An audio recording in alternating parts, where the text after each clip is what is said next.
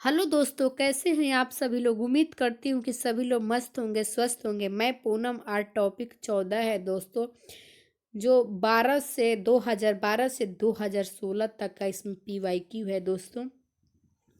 जो पेपर में बार बार रिपीट होता है पेपर जो प्रश्न दोस्तों, मैं वही क्वेश्चन पेपर करवाती हूँ आपको।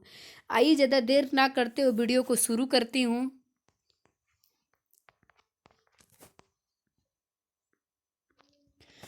स्क्रीन पे पहला प्रश्न है, एक शिक्षिका अपने शिक्षार्थियों की विभिन्न अधिगम शैलियों को संतुष्ट करने के लिए विविधपूर्ण कार्यों का उपयोग करती है।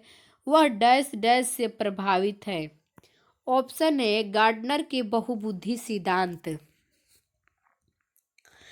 दूसरा प्रश्न है, बुद्धि लब्धांश समांतर रूप से शैक्षणिक निष्पादन से संबंधित होते हैं। ऑप्शन इसका सही है उच्च। अगला प्रश्न है, बहुबुद्धि सिद्धांत निम्नलिखित निहितार्थ देता है। स्वयं बहुबुद्धि सिद्धांत निम्नलिखित निहितार्थ देता है स्वयं। ऑप्शन है, बुद्धि प्रक्रमण सक्रियाओं का एक विशिष्ट समुच्चय है जिसका उपयोग एक व्यक्ति द्वारा समस्या समाधान के लिए किया जाता है।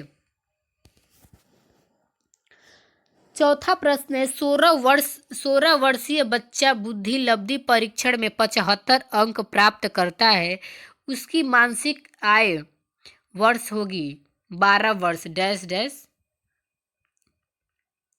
पांचवा प्रश्न है, सामाजिक अतिरिक्त बुद्धि के निम्नलिखित पक्षों को स्टर्नी वर्ग के त्रितंत्र सिद्धांत में संबोधित किया गया है। सामाजिक। छठवां प्रश्न है दोस्तों, पूरा प्रश्न ये छठवां का स्क्रीन पे नहीं आ सकता है क्योंकि अगले कॉपी में आएगा। हावर्ड गार्डनर का बहुबुद्धि सिद्धांत डैश डैश पे बल देता है। प्रत्येक व्यक्ति की विलक्षण योग्यता। सातवां प्रश्न है स्क्रीन पे, मानव बुद्धि एवं विकास की समझ शिक्षक डैश डैश को योग्य बनाती है। ऑप्शन है, विविध शिक्षार्थियों के शिक्षण के बारे में अस्पष्टता। आठवां प्रश्न है, निम्नलिखित में से कौन सा आलोचनात्मक दृष्टिकोण बहुबुद्धि सिद्धांत से संबंधित नहीं है। ऑप्शन इसका है, प्रतिभाशाली विद्यार्थी प्रायः एक क्षेत्र में ही अपना विशिष्टता प्रदर्शित करते हैं।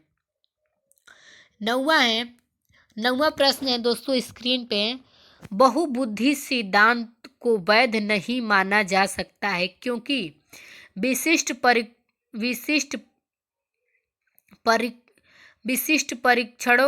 परीक्षणों के अभाव में विभिन्न बुद्धि का मापन संभव नहीं है। 10वां प्रश्न है स्क्रीन पे, निम्नलिखित में से कौन सा स्टर्नी वर्ग का बुद्धि एक त्रिस्तरीय सिद्धांत का एक रूप है। व्यवहारिक बुद्धि। 11 नंबर प्रश्न है स्क्रीन पे, किसने सबसे पहले बुद्धि परीक्षण का निर्माण किया। अल्फ्रेड बी ने। 12 नंबर प्रश्न है, जब बच्चे एक अवधारणा को सीखते हैं और उसका प्रयोग करते हैं तो अभ्यास उनके द्वारा की जाने वाली त्रुटि को कम करने में मदद करता है। यह विचार डैश डैश के द्वारा दिया गया है। सीटेड सितंबर 2014 का प्रश्न है थॉर्नडाइक। अगला है, निम्नलिखित में से कौन सा कौशल संवेगनात्मक बुद्धि से संबंधित है। सहानुभूति देना। अगला प्रश्न है 14 नंबर स्क्रीन पे, इनमें से कौन सा त्रितंत्रीय सिद्धांत में व्यवहारिक बुद्धि का अभिप्राय नहीं है। सीटेट फरवरी 2015 का प्रश्न है दोस्तों। केवल केवल अपने विषय में केवल अपने विषय में व्यवहारिक रूप से विचार करना। दोस्तों यदि आपको पैडागोजी में केवल कहीं दिख जाए दोस्तों, तुरंत उसको काट दीजिएगा, क्योंकि केवल निगेटिव है। 15 नंबर है, कक्षा अध्यापक ने राघव को अपनी कक्षा में अपनी कीबोर्ड पर स्वयं द्वारा तैयार की गई मधुर संगीत बजाते हुए देखा। कक्षा अध्यापक ने विचार किया कि राघव डैश डैश बुद्धि उच्चारण स्तरीय थी। दोस्तों बता दूं कि जो बहुत लोग आप लोग में से होंगे या छोटे बच्चों को देखे होंगे दोस्तों, अगर बच्चा गाना गाता है तो यदि डेस्क पे बैठ के पढ़ाई कर रहा है दोस्तों, तो पढ़ाई करते समय वो गाना गाने लगता है तो डेस्क पे ही हाथ के द्वारा म्यूजिक बजाने लगता है। उसी को इसमें राघव ने ऐसे ही कुछ मतलब एक्टिविटी कर रहा है, डेस्क पे गाना गाते हुए अपने हाथ से कीबोर्ड के, जैसे कीबोर्ड को हम कंप्यूटर के कीबोर्ड को चलाते हैं तो उसी तरह वो अपने हाथ से कर रहा है। तो ये बुद्धि संगीतमय बुद्धि है दोस्तों। 16 नंबर प्रश्न है स्क्रीन पे दोस्तों। आउट ऑफ द बॉक्स चिंतन किसके संबंधित है? अनुकूल चिंतन। 16 नंबर प्रश्न दिया है, बुद्धि है दूसरों के अनुकरण करने की योग्यता।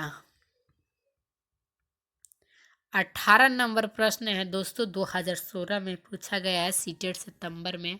हावर्ड गार्डनर का बहुबुद्धि सिद्धांत सुझाता है कि, ऑप्शन दिया है दूसरा इसका, शिक्षक को चाहिए कि विषय वस्तु को वैकल्पिक विधियों से पढ़ाने के लिए बहुबुद्धि लब्धि को एक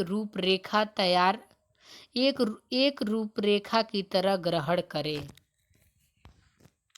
अगला टॉपिक है दोस्तों भाषा चिंतन। वीडियो कैसा लगा दोस्तों कमेंट करके ज़रूर बताइएगा। पहली बार चैनल पे विजिट कर रहे हो दोस्तों, चैनल को ज़रूर सब्सक्राइब करिएगा, बेल आइकन प्रेस करिएगा दोस्तों। धन्यवाद।